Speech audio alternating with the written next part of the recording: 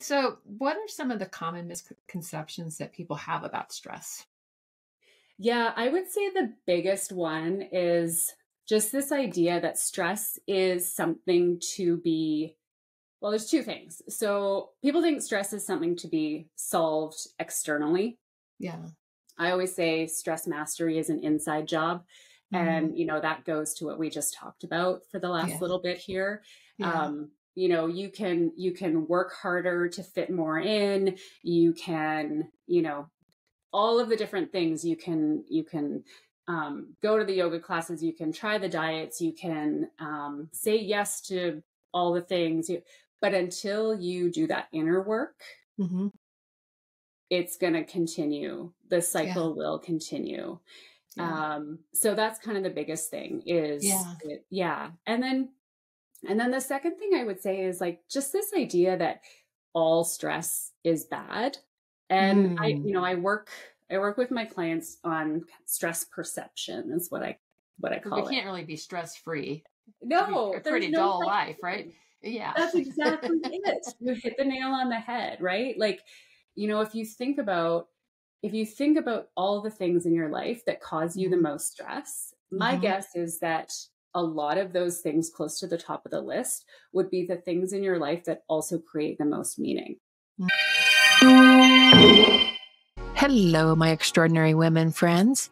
Welcome back to another episode where we explore the journey of female leaders and entrepreneurs. In a world where stress seems ever present, I know you know what I mean.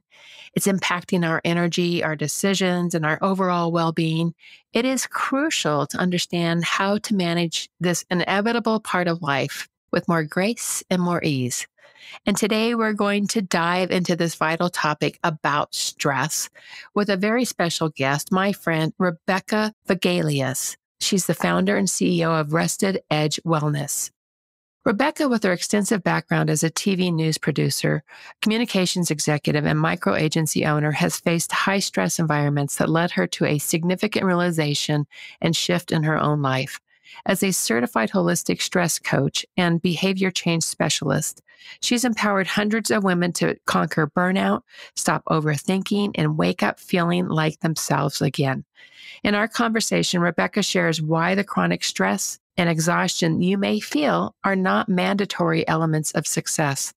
She introduces a shift, seeing stress not as something that happens to us, but something that happens within us and that we can control. Rebecca shares how you can expand your capacity to handle stress and let go of the restrictive rules that hold you back so you can achieve success without sacrifice and truly thrive in every aspect of your life. Let's meet Rebecca Vigelius. Well, welcome to Extraordinary Women Radio, Rebecca. It is great to have you here today. It's great to be here, Cami. Thank you so much for including me in this awesome storytelling platform that you have. Oh, I love storytelling, and I love hearing the wisdom that you all get to bring to this platform. And I just love to meet people this way as well. It's really fun. It's really, really fun. Cool. So, and tell us where you're joining us from today. I am in a town called Abbotsford, British Columbia, Canada. So we're I like to say about an hour outside of downtown Vancouver is usually Such a pretty part of the world. I just love that up there. So yeah. how beautiful. And I think, living here in Colorado, I appreciate the woodsiness of that area. And yeah, we share that. We've got the woods and I spend a lot of time there. Yeah, that's awesome. That's so good. And what a good way to do that from a de-stressing perspective, right? Yep. Just to get out in the woods, get out in nature. Yeah, I would say it's my number one stress management tool. Yeah, mine too. I would agree with that. That's really how I tap into that as well. So that's definitely that space. So I'd love to hear. We're going to be talking a lot about stress. So I would love to hear some of your story where you really found yourself into this space that you were living under a lot of chronic stress. Did you know it was chronic stress? Just tell us a little bit about that story, how you found yourself even speaking to stress for yourself. Yeah, absolutely. So I have a long a long corporate career. I started out in TV news and broadcast. I was a producer for almost 10 years in TV news. And then, and so high stress, high stakes job. And then from there, decided to make a change, went into public relations, media relations, crisis communications. Again, high stress, high stakes job. And it was only kind of like about midway through that period where I was working in communications where I started to really get a lot of, I'll just say, symptoms that were a mystery to me. And those were things like just fatigue for seemingly no reason. I was gaining weight. I was, in a space where I had low sex drive. I was having like mysterious aches and pains, like all of these things kind of all at once. And I'm like, what is going on here? And so, I took some time and I didn't dig in at first. At first I decided, okay, what quick fix can I like Google, okay, so it says keto diet will help me with my aches and pains. So I'll try that, right? Like it says this tea is going to help me. And maybe if I just go to yoga 4 times a week, I'll feel better. Anyway, so through the process of doing that, I was actually starting my own business as well. And I was in a position where I was living in downtown Vancouver and then decided, I met my husband and within months moved to the burbs and became a stepmom to 3 little kids. I was in just add it all in there, right? Right. And at the tail end of my communications career, I was in a very toxic workplace. So, now hindsight, I look back and go, oh yeah, no, like, of course. But at the time I didn't know how stressors accumulate. I didn't know that when you don't deal with stuff. So I went through a process of all these quick fixes and trying to sort it out. I ended up starting my own business. I was doing copywriting and messaging strategy. Thankfully for organizations that are in the wellness space. And I came across something when I was doing some copywriting that described what this organization called Stress Bod. Called what? Stress Bod. Okay, Stress Bod. Okay. And I looked at and I saw this image on the screen, and I talk about this a lot because it was so profound for me. I saw this image on the screen and I was like, oh my gosh, that's me. And that was when I realized what I was going through was a result of chronic stress, or as you might have heard it called, nervous system dysregulation to a certain extent. Right. And it's interesting because I never heard nervous system dysregulation or any of that until just a few years ago. But as soon as I heard it, I'm like, oh, I know those symptoms. I know what that feels like. Yeah. And so that stress piece, and I came out of the corporate world too, and it's been 15 years since I left the corporate world, but I feel like there was even some PTSD just coming out of that high stress. I mean, and I didn't even realize it for several years until I'd been out of it for so long. Yeah. I mean, and that's what happens unless you know, you don't know. And you just think there's something wrong with you, right? And that you're broken. Yeah. And so that's kind of where I was at. And then I made this discovery about chronic stress and nervous system dysregulation. And I thankfully was able to go down a path of figuring out kind of the underlying cause of that and how to get myself kind of moving through it, at a more steady speed than these quick fixes, which were basically temporary and not really doing anything for me. Right. And so, so that's basically how I discovered chronic stress. And then I got to a point where it's a very similar story, I know, to a lot of coaches where they're like, okay, I discovered this and now I need the whole world to know. Right. And so it was at that point where I decided, no, this is actually so important that I want to share this work with more women. If women know about this, the world will be a better place. And so I decided to go ahead and do that essentially. So you made the shift from the copywriting and the communications work and said, I'm just going to go put my focus here because this is really what's calling to me. Yep, exactly. And I knew that my 20 years behind the scenes in communications and working in a very high stress industry like TV news, I Yeah. knew that all of that would come together for me and actually um, really advance the work that I wanted to Yeah. do. Yeah.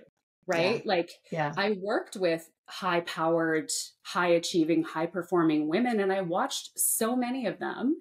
Just break Um, down. yeah. Yeah. Yeah. Yeah. And That's yeah. so I'm so glad you listened to it, and then found the courage to step that way, right? I mean, it's like it was courageous to leave the corporate world and start your own business, and then it was courageous to really follow that heart piece, that heart calling. And you just talk a little bit about that shift to Yeah. follow that. I mean, how did you really know that was it, and where did the courage come from? It was a process, let's just say Yeah. that. Like, and I will expand, but it wasn't an overnight Yeah. thing for Yeah. sure. Yeah. I had to do a bunch of work on myself for Yep. myself Yep. first. Yep. Um and so that started out kind of looking at my sleep actually, Mm-hmm. and really focusing on how to get a better sleep because I knew I started like studying and realizing how important sleep was. Mm-hmm. And so as I went through that process and started getting people coming into my orbit who needed help with sleep, I realized as I talked to more and more people, because I was doing this kind of, sorry, let me back up for a second. I was doing this kind of like, I still had my copywriting and messaging strategy business, but I wanted Mm-hmm. to be sharing this work with people. And Okay. while I was, needed to be making money and running a business and doing those Right. things, so it kind of like transitioned Okay. over Yep. time, fairly quickly, but Mm-hmm. over a period of time. And it's really normal. Super normal. Yeah. Yeah. I Yeah. don't I Yeah. don't fault myself for that at all. No, And no. Yeah. so in the process though of like talking to women about sleep and all that, what I realized is it's rarely just sleep. Like we're Yeah. all smart. We're all smart women who know sleep hygiene. And sure, do we always follow the best practices? No, we don't. But at the end of the day, what I realized in talking to people is that the underlying problem when it comes to sleep difficulties is stress. Yeah. 99% of the time, at Yeah. least in the case of the people who I was talking to. So as I discovered this, I started kind of ramping up my business and really talking about both sleep and stress. And that's when I, started getting people's attention and people going, oh, okay, yeah, that this is, I see myself in what she's talking about here. And so that's when I was able to make the transition to working with people full time. And so that really just took taking action, right? Like we all know how confidence is built, and it's not by sitting around thinking about it and studying and reading more books. It's about taking action. And so that's what I did. And honestly, Cami, like I was able to do that because of the work that I was doing on myself. Like Right. it's really hard to Exactly. move forward out of procrastination and out of fear and out of all those places when you are doing it from a very stressed Totally. dysregulated nervous system. You Right. actually can't. It's why we backslide all the time when we Right. make these goals for ourselves. So because I was regulating my nervous system and doing that work, it allowed me to make the transformation that I wanted to make in my business too, which So was pretty so cool. wonderful. So Yeah. talk a little bit about that regulating of your nervous system. What were some of the things you were doing to help yourself heal and actually show up all of you, right? All of the light of you. I often talk about it's like, we when we're stressed, we get smaller, we hide, we don't show up in all of our best light. But as soon as we start to really take care of that healing, we can show up in such a brighter way. What were you doing to help yourself do that?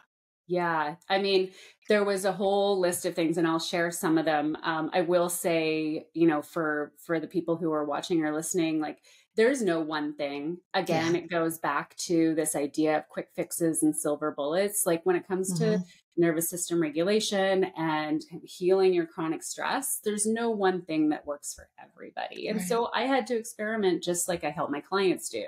And Hmm. so for me, like sleep is a really big piece um, of nervous system regulation. You have to be getting proper sleep. So I did some work around that, meaning, one of my big things was uh, staying up later than I should, so to speak, right? Mm, So mhm, I knew how much sleep I needed slash wanted to get, but I would get to the end of my day and be like, well, I'm going to watch one more episode, or I'm going to read my book for half an hour longer. And I would delay going to sleep, something that we call sleep procrastination or mhm. revenge bedtime procrastination. And when I realized I was doing this, and I understood that that actually came from the fact that I wasn't giving myself enough like mini breaks during the day. I wasn't, focused on my own health during the day.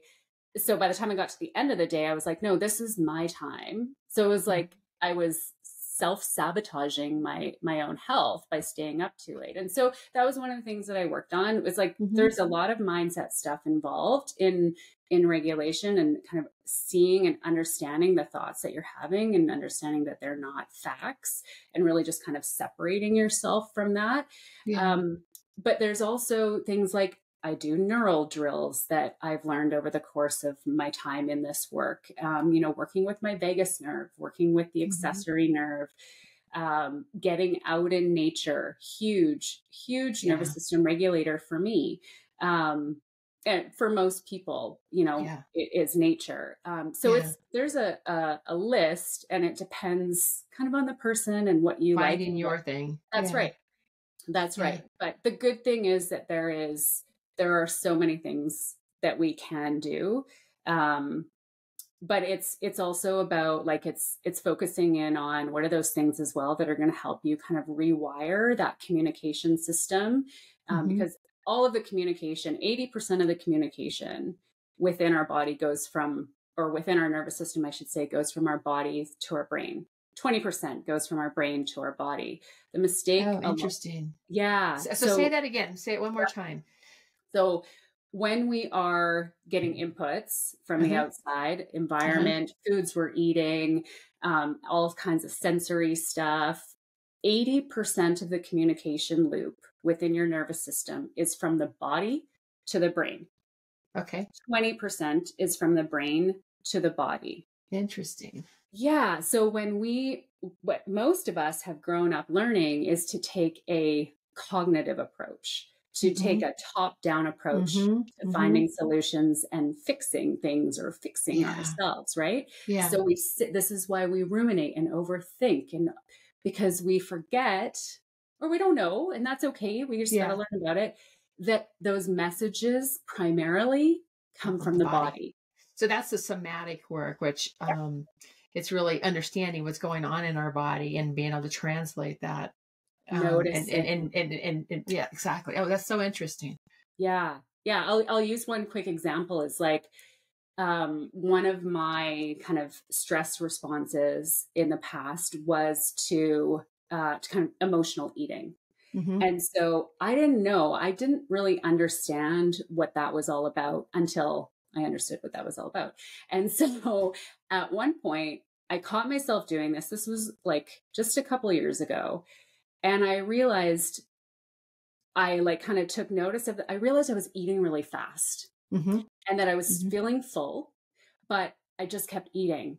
And so Yeah. because of the work that I had done, I had this awareness, which is like key. That's the first step, is creating Hmm. awareness about all this Hmm. stuff. So I had this awareness, and I'm like, oh my gosh, like I can't stop. Like I Right. just want to eat more.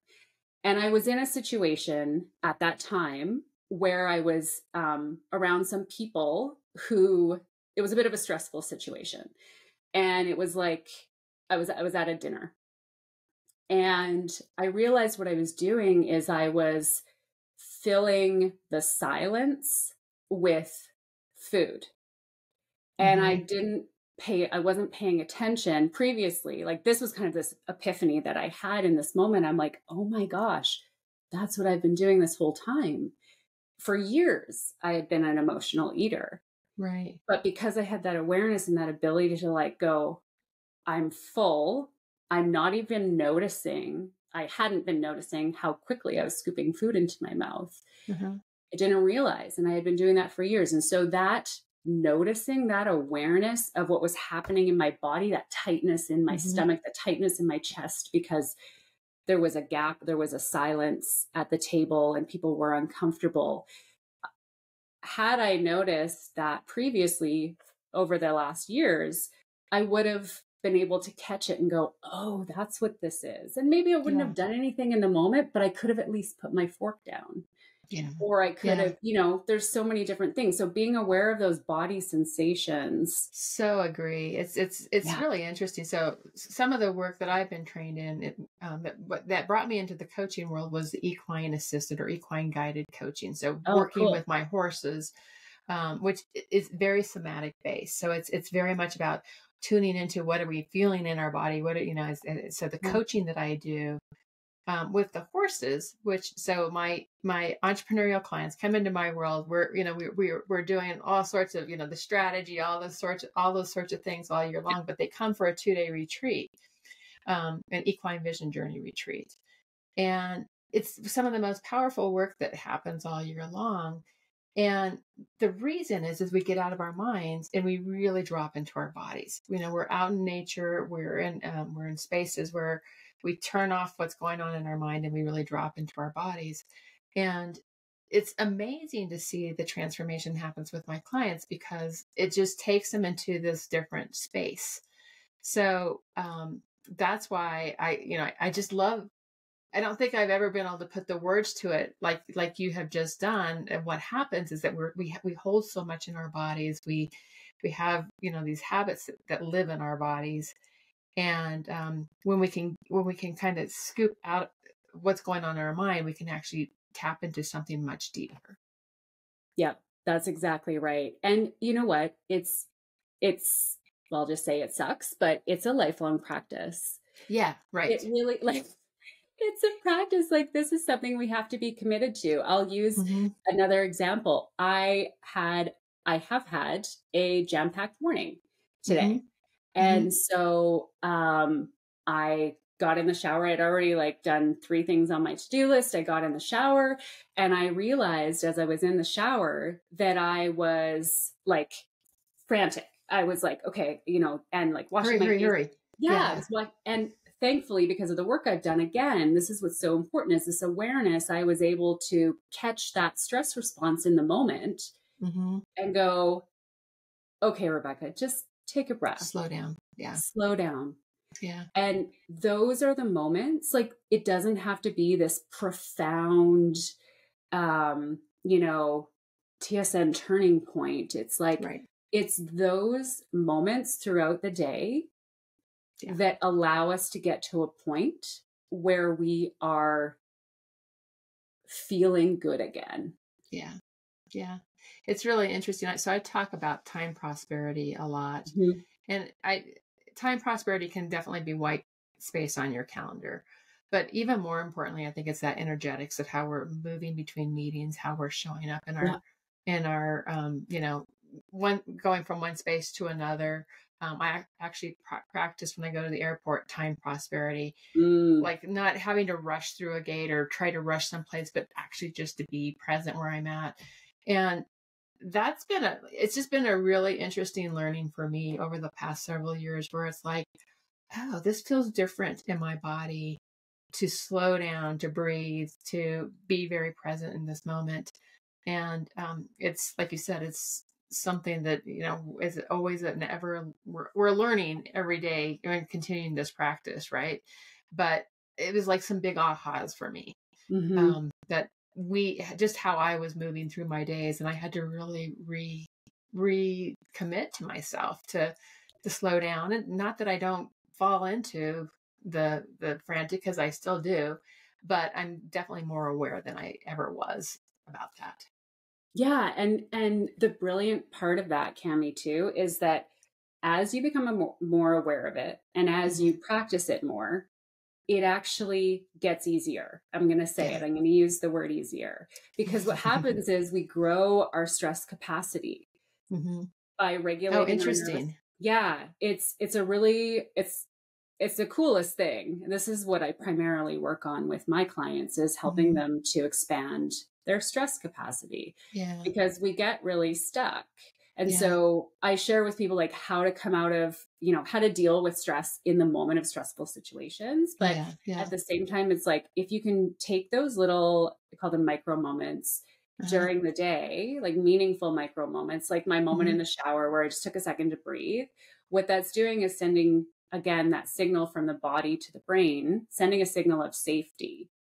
And it's allowing us to move our nervous system out of the sympathetic fight, flight, freeze back into the rest and digest, or a calmer state. And the Mm. more we practice that, the easier it gets. So that Mm. when we are running through the airport because, the security line was longer than we anticipated, we can actually like get to our gate and not be amped up for the next 4 hours on the flight. We can get to our gate, recognize that all is okay, and So, come back down from it yeah. a lot easier, or a Yeah. lot quicker, actually, with less resistance. And the same goes for when we're in, I work with a lot of corporate executives in, high stress, high stakes Yeah. places like real estate development and finance and all that. And so that those are stressful. There's a lot of stressful moments in the day. Yeah. And when we don't regulate and when we can't like get out of that sympathetic in an easy way, then what happens is we stay there for much Yeah. longer. And so the next little thing that comes along, even if it's a small stressor, it Uh-huh. will create that reactivity and panic or whatever it is that you experience when you're in a stressful situation and can't handle it. Uh, so good. So good. Really interesting. So what are some of the common misconceptions that people have about stress? Yeah, I would say the biggest one is just this idea that stress is something to be, well, there's two things. So people think stress is something to be solved externally. Yeah. I always say stress mastery is an inside job. Mm-hmm. And, that goes to what we just talked about for the last Yeah. little bit here. Yeah. You can work harder to fit more in. You can, all of the different things you can go to the yoga classes, you can try the diets, you can say yes to all the things, but until you do that inner work, Mm-hmm. it's going to continue, the Yeah. cycle will continue. Yeah. So that's kind of the biggest thing is Yeah. yeah. And then the second thing I would say is like just this idea that all stress is bad. And I, Mm. you know, I work with my clients on stress perception is what I Because we call it. can't really be stress free. It'd be No, a there's pretty no dull such life, right? thing. Yeah. That's exactly it. You hit the nail on the head, right? Like, if you think about all the things in your life that cause you the Mm-hmm. most stress, my Mm-hmm. guess is that a lot of those things close to the top of the list would be the things in your life that also create the most meaning. Mm. That's so cool. Right. That makes a lot Right? of sense because it's like we're connected to it. We have the passions around it. We really care about it. Yeah. And so it's, there is more risk that we're taking to step into those places. Yeah, that's right. And stress in small doses is normal, and not just normal, but needed. We have to Yeah. have stress so that we can respond in a certain way. Someone comes along and cuts me off on the highway, I need to be able to react to it, right? Yeah. Like Otherwise you're someone kind of just numb, right? you're just like, okay, I'll just let this happen, right? Or Yeah. you're in an important meeting and someone asks a question and you don't know the answer to it, right? Like Yeah. your stress response kicks in, but what that allows you to do is quickly access your database and come up with an answer in that moment, right? So like Right. stress in small doses, totally fine and Yeah. really important. And we tend to label so many things as stress or stressful Mm-hmm. when Mm-hmm. they're not necessarily. They're Yeah. just moments in time. And so that stress perception piece is a really big one too. And know that we can work with it when it's there. I mean, That's whatever, right. however it's showing up is learning how we respond to it and Yeah, react to it and to do it in a more grounded state. that's exactly right. Okay.